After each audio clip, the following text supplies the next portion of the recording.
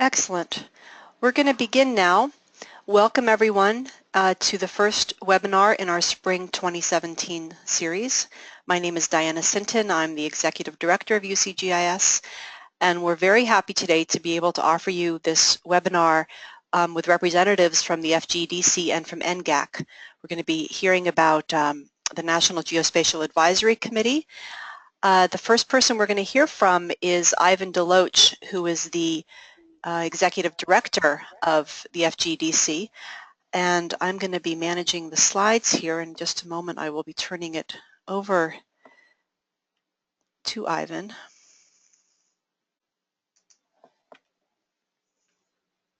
And we can go over the agenda here. Ivan, we got you on the phone? Yes, you do, Diane. Thank you very much. Super. All right, I'll turn it over to you, and just let me know when it's time to advance the slides.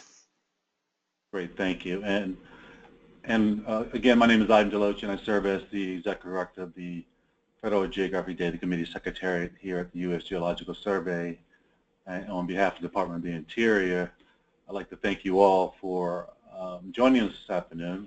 We're very excited about the opportunity to engage with UCGIS, and I want to thank Diana as well as Laxmi and Sarah for organizing this session. And as you're here this afternoon, the FGDC, in its sponsorship of the National Geospatial Advisory Committee, is very interested in engaging many of the stakeholder groups that we believe will have an interest of the activities that we're conducting. And today, more specifically, we'll be talking about the National Geospatial Advisory Committee. So in terms of the agenda, what I would like to do is to provide you, just quickly welcome you and thank you again for joining us, and then provide just a short background on the FGDC and the National Geospatial Advisory Committee, and then we'll hear from Julie Sweetkind-Singer, who is currently serving as the NGAC Chair. We'll share more about the operations and some of the wonderful key activities that the NGAC is currently conducting. And then we'll hear from a couple of our members, more recent members, Laxmi as well as Sarah. I used their first names because I think we now see them as key members of our group, and very excited having them on board. And then we'll hear from Keith, who is serving as the Vice Chair of the NGAC, and he'll talk more about another key activity and what I consider as a strategic partner with the FGDC as well as the NGAC, and that's the U.S. Geospatial Intelligence Foundation. And then afterwards, Mr. Aaron Addison will serve as sort of a moderator for Q&As, and we want this to be a two-way dialogue. We're anticipating hopefully some questions from the audience. Our intent here is to briefly share with you some of the details about what we're doing with the NGAC, but more importantly, we'd like to engage you and hear some of the questions that you may have as well. So we look forward to that. So let's begin. So next slide, please. For those of you who aren't familiar with the Federal Geographic Data Committee, the FGDC has been in place for over 25 years, and our primary responsibility is really to coordinate the collection and use of geospatial data across the federal government. As you can imagine, that's a pretty huge endeavor and task, but just in terms of summary, some of the things that we do to help inform this conversation is that we coordinate a lot of the activities and initiatives among federal agencies. And typically this is driven by whichever current administration is in place. For example, during President Obama's administration, we had a lot of focus on the geospatial platform. And then previously to that, during President Bush's administration, we had a lot of attention on the initiative called Geospatial One Stop. And we're anticipating that President-elect Trump will also see value in the work that we're doing. We've been doing a lot of preparation over the last year to prepare for the transition, and you'll hear about some of that this afternoon from the speakers. And as I mentioned a few moments ago, we have the responsibility for managing the geospatial platform, but really serves as the current National Spatial Data Infrastructure instance for the federal government. By that I mean it's an opportunity where we can share our resources and also expose data that we believe are of utility across the federal space. And as part of that effort, we also are sharing what we call National Geospatial Data Assets. And these are a set of about 177 data sets that we believe have broad use and utility, not only across the federal government, but also with our stakeholders. And as many of you know who are familiar with the FGDC, one of our standing key activities are development of standards and endorsement of standards. And while that has shifted or changed a little bit over the past several years, due to the fact that we're utilizing voluntary standards organizations, we still do some standards development, but more importantly, we endorse the standards where we find those to be appropriate. I do want to talk a little bit about the NSDI strategic planning framework. I'll do that in a few moments. We have a slide there that will sort of give you a little bit more detail on what we've done with that effort over the past year in preparation for transition.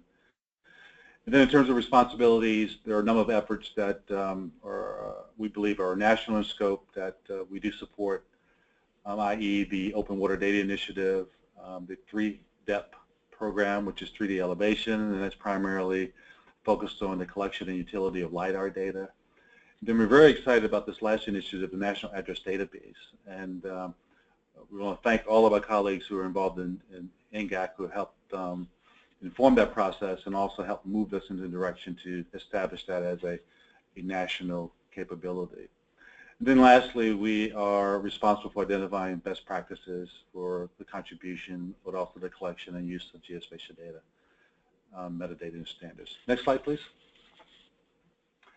I won't go into detail, but at a high level, the FGDC has a very, very structured governance structure, primarily led by its steering committee and executive committee. And typically, those committees are populated by either political appointees or, at a minimum, senior executives from all of the agencies. And there are about 32 agencies that are currently in play with the FGDC. And the committees are informed, as you'll hear this afternoon, by the National Geospatial Advisory Committee, which has been established as a federal advisory committee on the Federal Advisory Committee Act, and it's being sponsored by the Department of Interior in its role as the chair of the FGDC. And the vice chair of the FGDC is the office of representatives from the Office of Management and Budget. Then the Office of Secretary, which is the office I have the opportunity to serve, provides most, if not all, of the administrative support for all the activities in the FGDC, and a lot of its, many of its decisions and policies are informed by the work that's done by the coordination group. And then there's a suite and series of subcommittees and working groups that I won't go into detail this afternoon, but you can find information about these on our website as well. Next slide, please.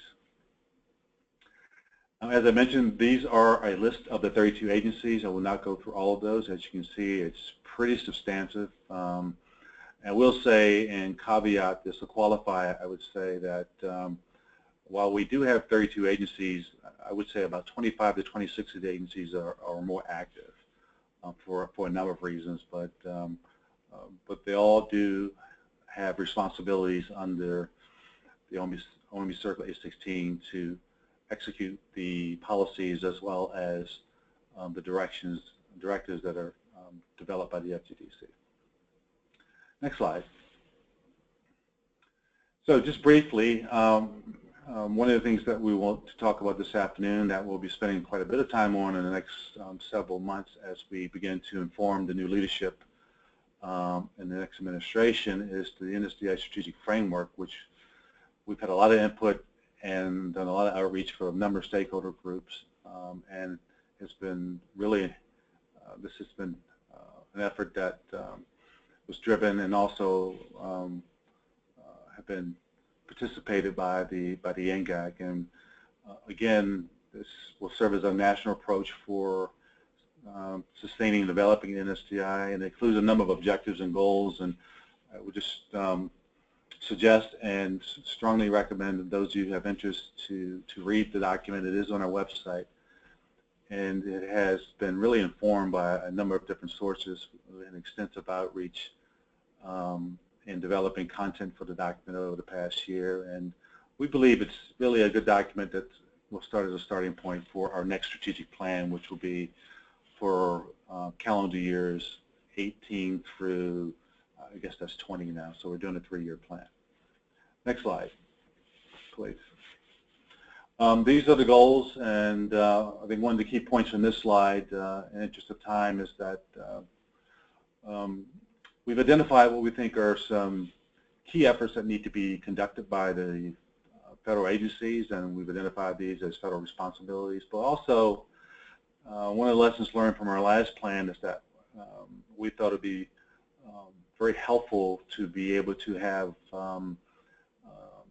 folks outside the federal domain participate in executing a number of the goals. So we identified what we call 3 strategies that are really partnership opportunities, and this is one of the reasons why we're having this webinar this afternoon to engage the UCGIS as an opportunity to possibly see if there's some roles or responsibilities that you may have interest in. And they do focus on a lot of the primary data initiatives that we're focused on, but also it's an opportunity to begin to look at rebranding of NSDI, because, as I've stated, the concept has been in place for a number of years, and we believe in terms of where we are today that the landscape has changed. So what are some ideas and thoughts that we can begin to bring to the table that will help move us forward?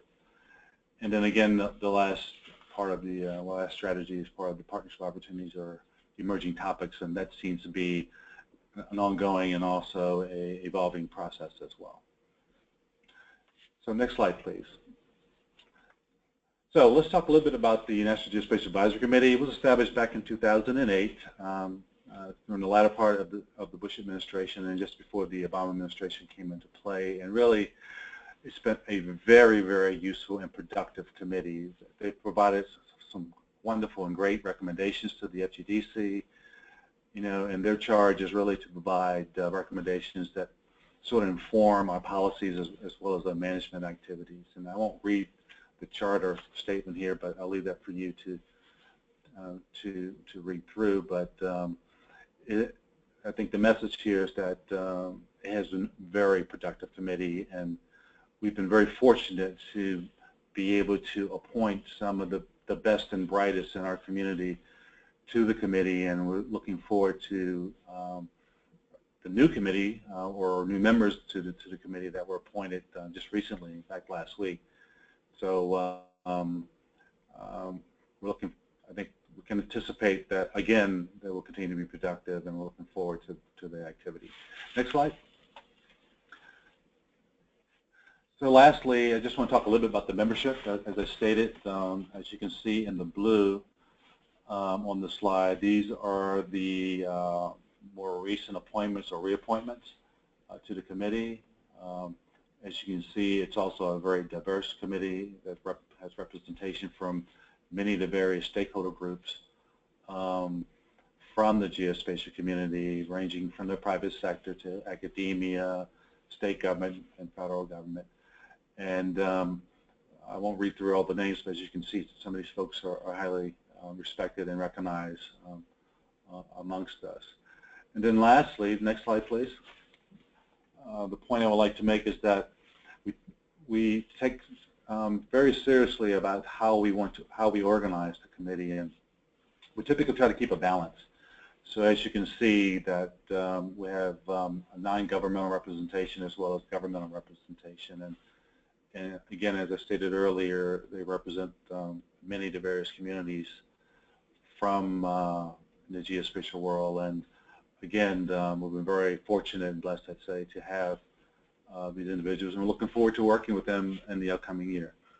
So with that, I'm going to turn it over to Julie Sweetkind-Singer, who's going to, next slide, who will talk a little bit, sorry, one more slide. And this is a very, very key point here. We've been very, very fortunate, again, to have just exquisite and outstanding leadership. Ann Miller-Risi was the inaugural chair back in 2008, and Dr. Dave Cowan, Dr. Robert Alston has been served as our chair for 3 years, and now we have Dr. Julie Sweetkind-Singer, who's now serving as our chair. And so with that, it's a good segue. I'm going to turn it over to Julie to talk a little bit about the NGAC operations and some of the activities that we're currently conducting. So Julie? Thank you, Ivan. Ivan also gave me an extra degree there. I don't have a doctorate, but thanks, Ivan. I'll think about that going forward. Next slide. Thank you. Next slide, please. Okay. I have been the chair of the NGAC for a full year, and I'm starting my second year. And I wanted to talk to you a little bit about how we operate as a committee and the recent activities that we've been taking part in. Next slide, please. So as Ivan mentioned, we are sponsored by the Department of the Interior, and we provide, we get our support from the FGDC and the Secretariat, which is Ivan's group, and they're very capable folks who really keep the whole group moving forward and on task as we go forward throughout the year. We do meet 3 to 4 times per year since I've been on the committee, and this will be the start of my 4th year. We've been meeting 4 times per year, 3 times in person, and 1 time our December meeting over the phone. We meet a couple of times in Washington, D.C., and then once a year we meet at the National Conservation Training Center in Shepherdstown, West Virginia. During these meetings, they are open to the public, and we do have opportunities for public comment and input. And you should be getting notices through your group that the meetings are coming up and discussions about how you can participate if you're in the DC area and would like to come to these meetings. I think they actually are quite interesting to stop in and visit. Perhaps it might be a bit much for people for the whole 2 days, but if you are in Washington, we're going to be in town when we have these public meetings. It's quite interesting to see the kinds of discussions that go on, and so we encourage you to come in and listen and potentially comment if you have comments to make. But as with many things, the real work of the NGAC is through our subcommittees.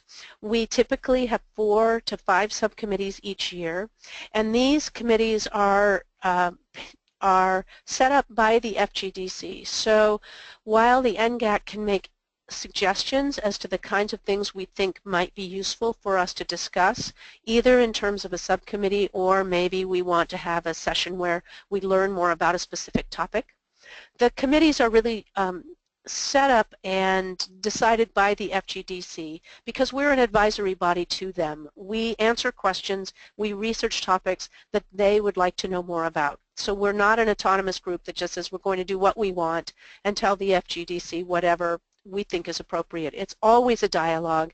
It's always something where we work together to make sure that we're providing the best information that we can to the FGDC so that these groups can do their work. So the subcommittees meet during the public meetings that we hold, but we also go ahead and we meet independently in between in order to get the work that we need to get done finished. And we develop materials, typically white papers, that are then considered by the full committee and then released as NGAC products. So you can see the URL there for all our meeting minutes and all of our materials from each one of the meetings. Next slide, please. So what do? We produce a number of papers and products, as I talked about. One of the ones that I think would be really interesting for folks if they wanted a general overview of a geospatial landscape is to look at these 2 papers. The first one on the left, the Changing Geospatial Landscape, came out in January of 2009, right after the NGAC got started. And it really gave a sense of what does the future look like, what does the present look like for geospatial sort of writ large. We decided in the end of December 2015 to release another paper that was an update of this. 6 years had passed and a lot of changes had happened in the geospatial world, and so we again decided to look at the landscape and how it impacted what we were doing and the kinds of things that the committee would think about. Both of these are linked to the FGDC NGAC page, and I would encourage you to take a look at them if you're interested in our take from the committee as to where we think things are with geospatial information and the geospatial sort of world that we live in. Next slide, please. We also provide advice on federal programs. This, I think, is a very important part of the committee work that we do. We talk about and think about different ideas that have broad impact across the United States and at many levels of government. I think the 3D elevation program is one such program where in I think if I'm remembering correctly, 2022, there'll be a new 3D elevation program that's put in place in the United States, and we've been asked a couple of times to make some comments about that program, the dissemination of the information, and how to move forward to help make it more effective and more known across all of our communities. One of the important things I think about the NGAC is when Ivan showed the slide showing all the different areas that we represented, we are able through our own organizations to send information out to a much broader constituency than the FGDC could on their own. And so that's something that we'll do is go out, talk to people in our community, give them information, write about, blog about, and talk about what we do. And the 3D elevation program is a good example of that. We've also done a fair amount of work with geospatial workforce development. We want to look at how to advance the ability for people to get jobs in this field because it's growing so quickly, and we want to be able to make sure that people are prepared for this work and that they also are well aware of the opportunities available to them. Next slide, please. We give input on key initiatives, and some of this, as we say, is a bit inside baseball. So writing up the strategic plan, helping with comments on the strategic plan and the geospatial platform. These are things where the FGDC will come to us directly and say, do you think we're on the right track? We had our old strategic plan. What do you think needs to change for the new strategic plan? Or how can the platform be more user-friendly, or how can it be more responsive to what people need? And so we may not have full-blown subcommittees on those, but we may well say, let's do an ad hoc committee that will meet for a few months, target the questions that are being asked and answer them, and provide quick and rapid feedback to the FGDC as they work on their key initiatives. Next slide, please. We enjoy having spotlight sessions, and we tend to do one of these each year. These are panel discussions where we bring people in who are experts in different areas to inform us about policy issues, possible roles for the FGDC or NGAC, things that we see coming up or that are present in what we do that would help us understand more broadly topics that are of interest. So you can see we've done these on data sharing, parcel data, workforce development. In the last 2 years we did geospatial privacy, and then we also did an emerging technologies one in 2016, 2 different sessions that Keith arranged for us that also led to the subcommittee work on an additional emerging technologies white paper. So all tied together in terms of us helping understand and then comment on the geospatial world around us. Next slide, please. So in 2016, we had a couple of work groups. As I mentioned, these are ad hoc groups that come together, answer questions quickly, and then move forward. And we had one on the NSDI strategic plan to assess and provide feedback, and also on the National Geospatial Data Asset Management Plan. The subcommittees, as I mentioned, we had an emerging technologies subcommittee. I think we must have had almost a dozen people working on that one committee alone to look at new technologies that are going to impact the geospatial community in the next 3 to 5 years. Again, this white paper is on our website, and I would suggest you take a look at it because it really is quite a good solid piece of work that gives a broad overview of where this group thinks things are going in this realm. We also had a policy framework subcommittee that looked at the circular A16 and thought about how it could be updated so that it's more currently reflecting technology and capabilities and organizational capabilities and partnerships. Next slide, please. We have a standards committee that's working on understanding how we can have greater adoption and utilization of standards, and then collaborating with voluntary standards organization. That group got a start last year and will continue this work into the new year. And then finally, the only group we have that's a standing group that has been in place for many years and continues to advise the Landsat group at NASA is the Landsat Advisory Group. And they're looking at issues this year on recommendations related to small sats, this year meaning 2017, temporal data cubes, and data continuity mission enhancements. It's been a fruitful collaboration, I think, between the Landsat Advisory Group and NASA on getting some outside perspectives on this important program. We also did a lot of work last year, as Ivan mentioned, on transition activities. And what we wanted to be able to do as the NGAC is we wanted to be able to develop recommendations on things that we thought were key geospatial issues, priorities and opportunities for the next administration. So when they came in to place, what were the kinds of geospatial issues that we thought they should be aware of going forward and to support as we go through the next few years. Keith's going to take us through those transition activities and recommendations, so I won't go into those here. Next slide, please. I'd now like to turn it over to Laxmi and Sarah, who are going to talk to us a bit about their own perspectives being on the NGAC. They'll be coming into their second year, and also to discuss this emerging technologies report I mentioned. So Laxmi and Sarah, I'll turn it over to you.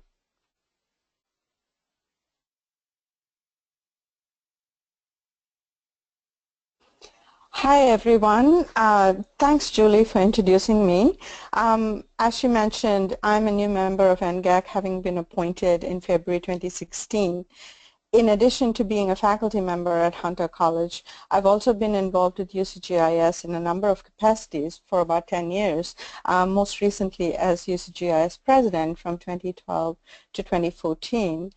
So we thought along Sarah and I would talk a little bit about our experience this past year. Next slide, please.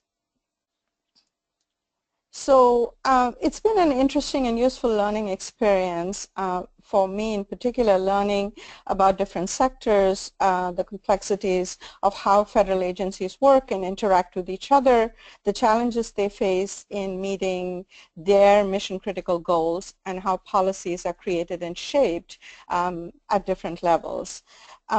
Like many of our organizations, much of the work takes place in working groups and subcommittees, and so I was able to contribute my experiences and expertise to the strategic planning work that Julie mentioned a few minutes ago, and in revising or planning to revise the A16 circular.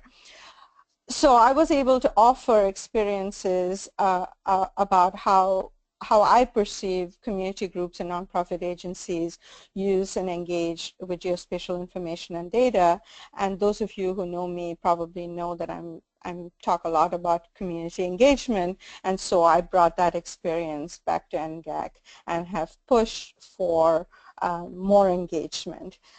And so I think part of a member's responsibility is to help with information sharing from FGDC and NGAC to the community, and this webinar is part of that, what we are doing to facilitate this exchange. So I would like to introduce Sarah Battersby, who is a senior research scientist at Tableau Software. She also likes to be known as Maps Overlord, and she has been active in UCGIS and CAGES a lot, and I invite her to speak about the committee she worked on. Thank you, Laxmi. So my name is Sarah Battersby, as Laxmi mentioned. I'm a senior research scientist at Tableau Software, which is in Seattle. Like Laxmi, I've just finished the first year of my term on NGAC, and I serve as a representative of the private sector, but I'm also bringing to the committee an academic perspective from my time as a faculty member at the University of South Carolina.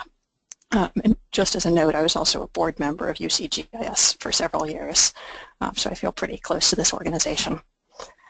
So I was nominated to NGAC by CAGES, which is the Cartography and Information Society. And so I feel like one of my responsibilities on the committee is to report back to that organization, to the organizational leadership on topics of importance, as well as soliciting feedback on discussion items.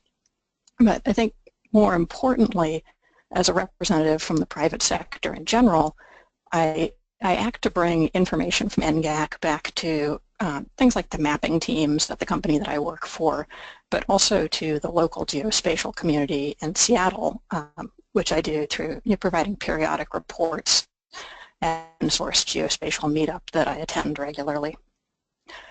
These connections with the various aspects of the private sector, I think, provide opportunity to collect perspectives from these groups and bring them back to contribute in NGAC discussions, because I think that one of the important roles with service on NGAC is really to be a conduit of information for the geospatial community. So in general, I just wanted to make a comment about the overall NGAC experience, in that there's definitely a very steep learning curve with getting ramped up on the committee, but it's really amazing to work with such a motivated group of people who are passionate about all aspects of geospatial, and that's everything from the technology, data quality, various data sources, standardization, accessibility, and I think, of course, all the people who are using the data in their everyday life. It's sort of neat to think about how no single person on NGAC knows the whole picture, because we're each coming from very specific backgrounds. But between all of us, with our collective experience and knowledge of the geospatial landscape, I think that the committee does, just from what I've seen, a really impressive job at providing broad guidance to the federal government. So it's been great to be involved with it. And next slide, please. So as part of my member responsibilities, I want to talk specifically about work that I've been engaged with on one of the subcommittees that's already been mentioned, which is the Emerging Technologies Subcommittee. So I participated in this committee and served as vice chair of the committee. Doug Richardson from the American Association of Geographers was the chair of the committee.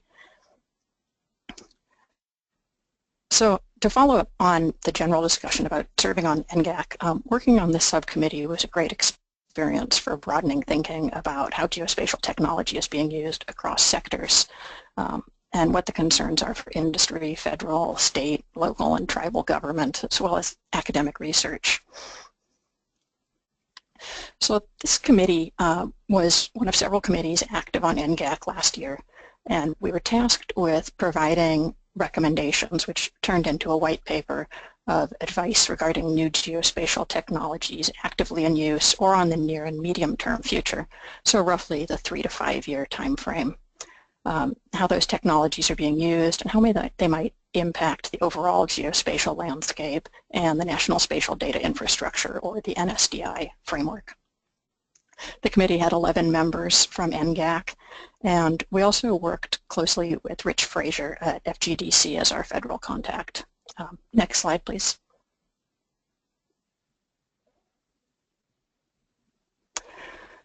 Since the committee was tasked with providing perspectives and advice on new geospatial technologies, and since we knew that we could never provide an exhaustive discussion of emerging geospatial technologies, we were really careful to collect information broadly, for instance, from review of federal resources, the scholarly literature, technical and trade literature, and from experts in the field, for instance, from the breakout sessions and the spotlight sessions, before, as a group, we decided how we wanted to narrow down to the final topics of focus for the report. So as part of that process, we had several virtual meetings of the subcommittee, which we held in between the regular NGAC meetings, in-person subcommittee meetings, each of the NGAC meetings in 2016. And then we had these 2 special sessions that were organized at the June and September NGAC meetings, where we had invited technology leaders, both from inside and outside the federal government, who came in to present on key emerging technologies and impacts to the geospatial community. So we had this great opportunity to pull in outside information in an educational way, so that we could get a broader perspective even beyond the regular NGAC group. So through these meetings, we were able to collect a really broad range of perspectives on the geospatial landscape and how they might impact the broader community. Next slide, please. So in terms of the actual report, through the committee's background work, we identified several key geospatial technologies that we discussed in more detail in the white paper. But in doing this, we kept coming back to a set of what we saw as overarching trends across all of these technologies, felt had broader impact. And so we've documented those separately in the white paper as trends that are driving a lot of the changes that we're seeing in the technology. So the things that we focused on that crossed over all of the different technologies that we talked about were real-time spatiotemporal data creation and how much easier it is to get these large volumes of real-time data, miniaturization, new mobile geospatial sensor platforms, the impact of the expanded wireless and web networks, which have really changed the way that we can distribute data and access data and collect information. And then the advances in computing speed and capacity, which have changed the way that we can do research, develop applications, and impact the way that we transmit data and process it. Next slide, please. So we examined the impacts of the overarching trends with respect to 5 broad areas of relevance to the geospatial landscape. So these categories are pretty clearly not mutually exclusive, and there are notable areas of overlap between them. But we did want to break things up into these broad groupings because we felt like it provided a good structure to think about general categories of the emerging technologies. So within each of the first 4 topics, we discussed specific technologies. For instance, we highlighted small satellites and drones in one of the sections. We discussed the challenges in analytics and data pipelines, infrastructure needs and vulnerabilities, as well as the general shift in who is collecting, managing, distributing, analyzing, and using geospatial data, where we've really seen data gathering and management being no longer primarily something that's happening at the governmental level or an academic process or just something that's happening in private industry, but we see this broader demand for geospatial data and tools for public and private use, as well as a strong emphasis on citizen data collection, data processing, and data consumption. Finally, in the white paper, we discussed the workforce, and the changes that are happening with these emerging technologies make it so that it's become even more critical that we have a broadly trained workforce that's being brought up that has critical geospatial thinking skills and technology skills that are going to be adaptable to the new technologies. Geospatial data and technologies are used broadly, and we need to consider how to develop this diverse workforce with transferable spatial thinking skills so that people are going to be prepared for whatever the future of geospatial technology holds. Next slide, please.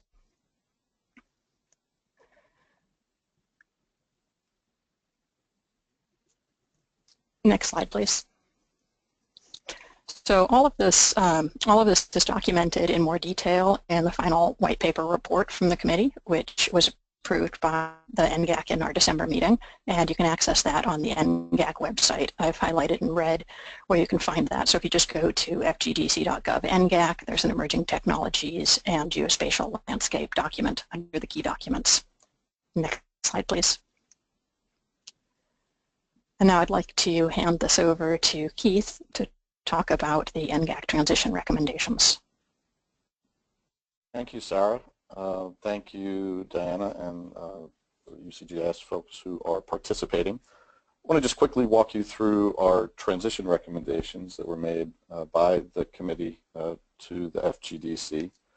We've all been through transitions in our lives, professionally, personally, but in Washington, it takes on a whole new level of sort of rigor when you're talking about transitioning an administration, and certainly after 8 years of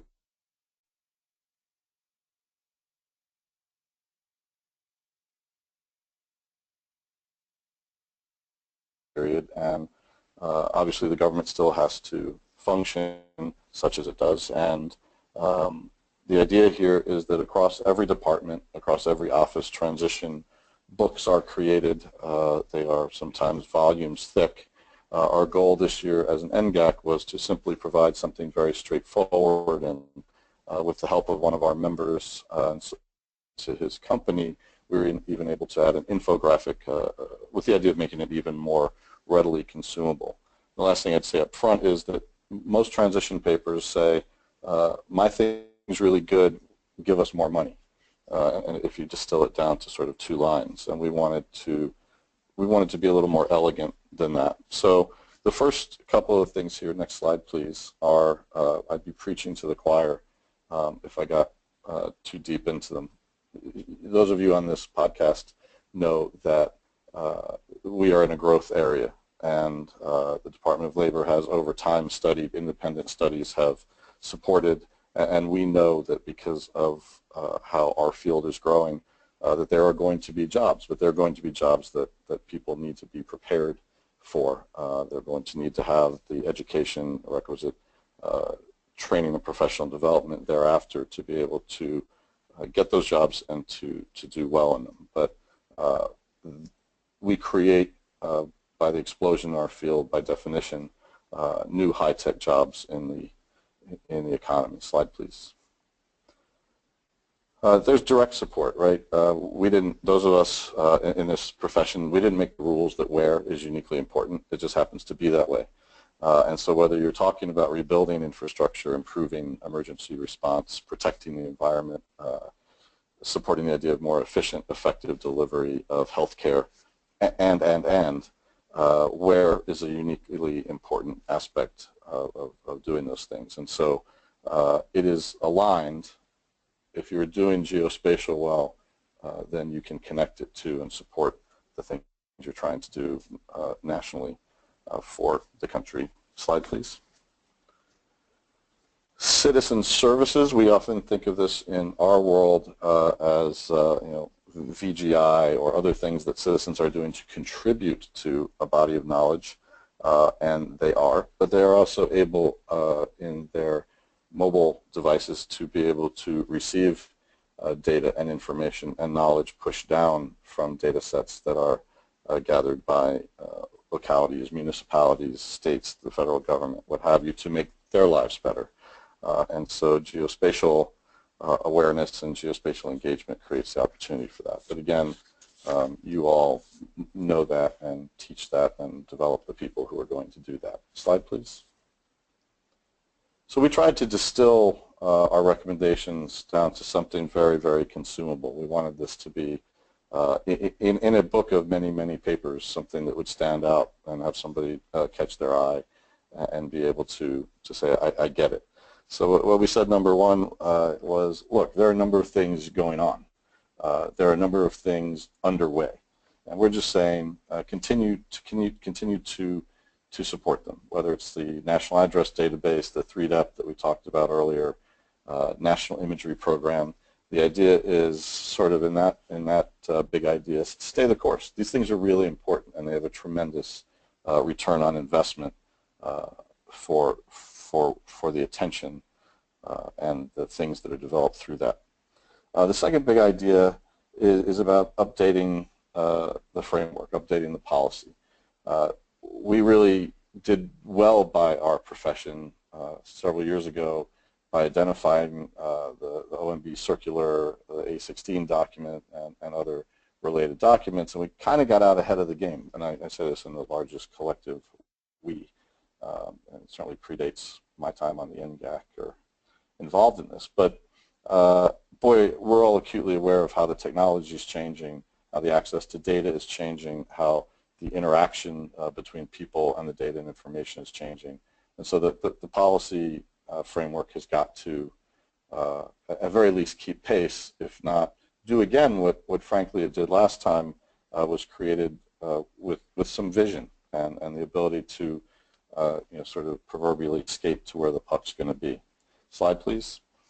The third idea was that under the guidance and leadership of the FGDC, this geoplatform.gov has been created to bring together data sets from all over.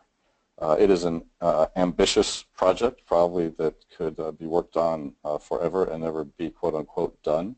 But the idea that you could come to one place and find government-generated data sets and have them free and open and available is beyond the government in some cases is a phenomenal resource, but it's not free and it's not easy.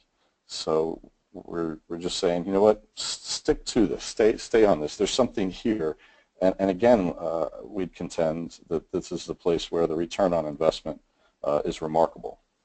And the final big idea was this idea of partnerships. We have worked very diligently, as Ivan described, the FGDC, of working horizontally across the federal government, but increasingly vertically, there are unique capabilities, unique perspectives from state, local, tribal. You see pockets of excellence, you see pockets of small municipalities coming together or states, adjacent states working together.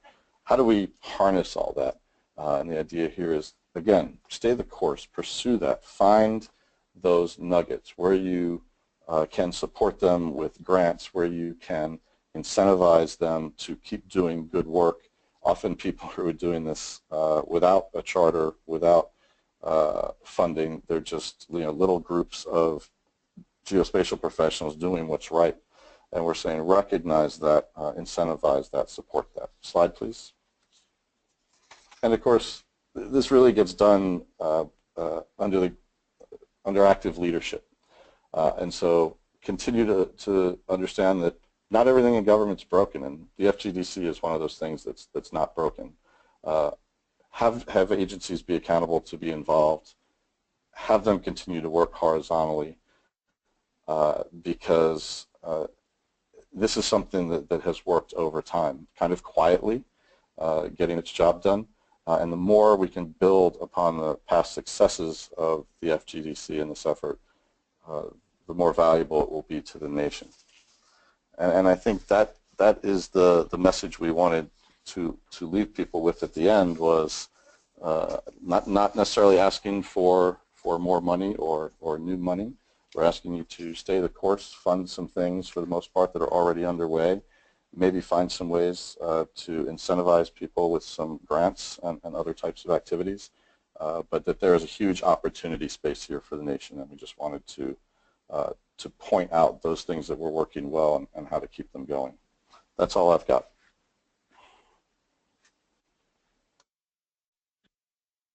Okay, Keith, thanks very much, and thanks to all of our presenters. We're ready to transition to our question and discussion portion of the webinar.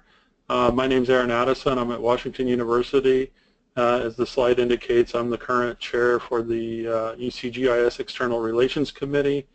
I would remind everyone to submit their questions via WebEx, and we can get those presented out to the group. The questions will be funneled to Ivan, who can respond in kind or call on his colleagues for input as well. Maybe to get some conversation started, I know I have several questions. Working at a university and doing so in a role that intersects research and the academic library as an institution, one of the things that we spend a tremendous amount of time on is working with faculty PIs that are engaged in various types of research that leverage geospatial data and combinatory ways with non-geospatial data and so forth. And in light of recent activities that have come out of the White House, probably most notably in 2013, the OSTP memo saying that any research done with producing data needs to be discoverable for some period of time. That was to be determined by the individual funding agencies and so forth. But I'm wondering if you might speak about some of the negotiation that goes on between different agencies at the federal level whenever you have transitions and administrations that may not prioritize one thing over another, but you have other mandates that are saying these data have to be accessible for a specific period of time, or to make web discoverability tools work, that has to be out there on the internet with a persistent identifier, DOI, and just kind of that whole ecosystem. As I think somebody said earlier, it's not easy, but it's still something that we have to work on. So your comments on that would be much appreciated. Well, thanks, Aaron. I'll give it a shot here and then offer opportunity for my colleagues to chime in as well. I mean, as you can imagine, through any transition, there's always going to be some disruption. But I think for those of us who are in the career mode, our charge is to continue to implement the policies as they stand until we get directions from the new leadership. And from the geospatial community, we have always been strong advocates and practitioners for open data, which also kind of serves the open government. And also from our perspective, we believe there's significant value in sharing data, in sharing information and developing, producing data that is in fact usable. Over the years, we've spent quite a lot of time on developing mechanisms, i.e. the use of metadata to provide search and discoverability capability, but we're seeing that that is not enough. And I think one of the reasons and one of the drivers behind the directive in 2013 is that we wanted to also ensure that there was some sustainability in making that data usable. And we're finding that there are a number of, I think, cases or examples where there's value in sharing that data, and in today's world, it needs to be in a machine-readable format. I mean, that's where we are. The technology is so advanced, and it's developing even more every day, that we want to enhance our ability to use the data, and that's why we look at these opportunities, i.e. like the geospatial platform, to provide a landscape where that collaboration and sharing is going on.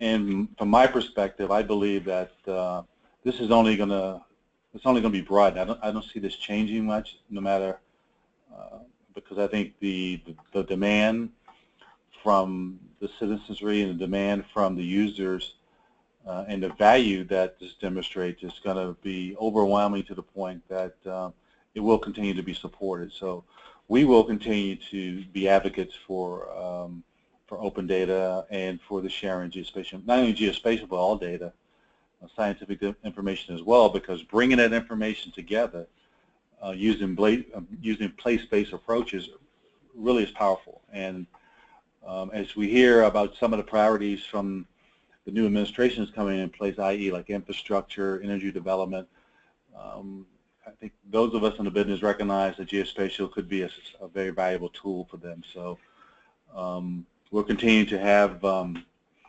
develop our conversations around the uses. We'll continue to push some of the big ideas that Keith had just conveyed that's part of our infographic, because we believe that has a lot of value and utility, not only for government but for our entire citizens. Great, thanks. We are getting a few questions, and I want to be mindful of everyone's time here. We have about a 5-minute window left, so try to get to a few more of these. We have a question that's inquiring what the current status on developing a national address data set might be. I can try to take that one as well. Just recently, last year, I was thinking about the date last year, the FGDC, in collaboration with the Department of Transportation as well as the Census Bureau, has made a decision to pursue the development of a national address database. Indeed, the Department of Transportation as well as the Census Bureau they have the leadership for exercising the development of that database. And just recently, they've organized a subcommittee under the umbrella of the FGDC to begin to flesh that out. As you can imagine, that's a pretty significant undertaking, and but they're building on a lot of the work that has been done over the years, working with state as well as local governments.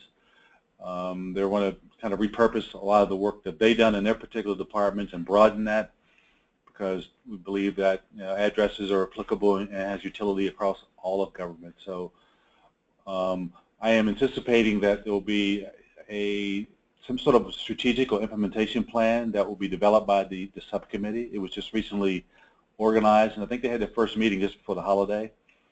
So I would suggest folks to stay tuned that we are taking the steps to pursue that. Of course, as you can imagine, the biggest challenge there is finding the appropriate funding to make that happen, and that's going to be driven by the ability to make that business case. But I think the need is there, and I think the value proposition is there, so we'll continue to support that activity. Very good, thank you. It may be time for one more question here before we wrap up. But there was a slide and a couple of mentions of the demand for the skills to have a geospatial workforce. And one of the attendees has asked, what resources are there to engage high school students and also community college students, specifically in urban areas, that might be interested in geospatial or just not aware of geospatial, and how they might get started on that track? And that question I will turn to Julie and Keith. I think both of them have been involved in, at least with the NGAC, in developing recommendations for workforce planning, but I know that Keith's organization has been very, very instrumental in looking at opportunities for that. So I'll turn it over to the chair and vice chair. So I'm going to go out on a limb here and say if there are questions that we don't get to due to the time constraint, I would offer that you forward them to us, and we'll answer them in writing and get them back to UCGIS. So I'll make that commitment, and on behalf of my colleagues, without asking. Anyway, the thing I would say, having worked on this workforce issue, is it's a tough one. We are not doing enough. I think that was the last time we issued one of the last workforce paper we did. Was recognizing, and it gets into some mundane things like establishing proper labor categories, and being able to trace those back into development efforts, and so some of that very foundational work needs to be done. In addition, then, to being able to find the right touch points who would recognize, whether it's at places like NSF or others, who would recognize the value. There are some community college efforts underway associated with the Geotech Center. There are a number of organizations who are helping. We've got 14 schools that we accredit through my organization to grant certificates and then have professional certification on top of that later on in the work cycle. But there's a lot more that needs to be done if we're going to turn out the type of workforce that we're going to need. And I'll tell you that last one, the urban one, is something that, again, is very interesting to me personally, if only because of the new facility that NGA will build in St. Louis. We want to make sure that there's a workforce in St. Louis that will be able to take advantage of those jobs, and it's not going to be people pouring in from other places. So it's probably not a very satisfactory answer, but we recognize that it's something that needs attention, and we've got to keep working on it collectively, and certainly eager for anyone's ideas. Perfect. Having lived in St. Louis for the last decade plus, I'm in full support of that, and certainly willing to help in any way I can. I think that puts us right at time, so I will now hand it back over to Diana for some concluding remarks and wrap up. Thanks. Thanks very much, Aaron. Thanks to all of the presenters today. We very much appreciate having been able to hear this whole story about the NGAC. And Keith was right. We would love to be able to respond to any questions that we haven't been able to address now following the webinar, so we'll gather those and forward them to the presenters and be able to respond to anyone who didn't have their question addressed. Thank you all very much. The session has been recorded, and you'll be getting an email tomorrow that goes out with the link to the recording. Also, I encourage you to continue to monitor the UCGIS website. We're going to be launching a new website in just a few weeks, but I mention this because of our webinar schedules coming up in spring. Some of them are just going to be announced soon, but we encourage many people to find out about these and sign up to attend. We're always interested in hearing about new topics and ideas that you think you might want us to follow up to develop some webinars on as well. So thank you all again. We're going to end this webinar now. Thanks to the presenters, and everyone enjoy the rest of your afternoon. Thank you. Thanks everyone. Bye-bye. Thanks.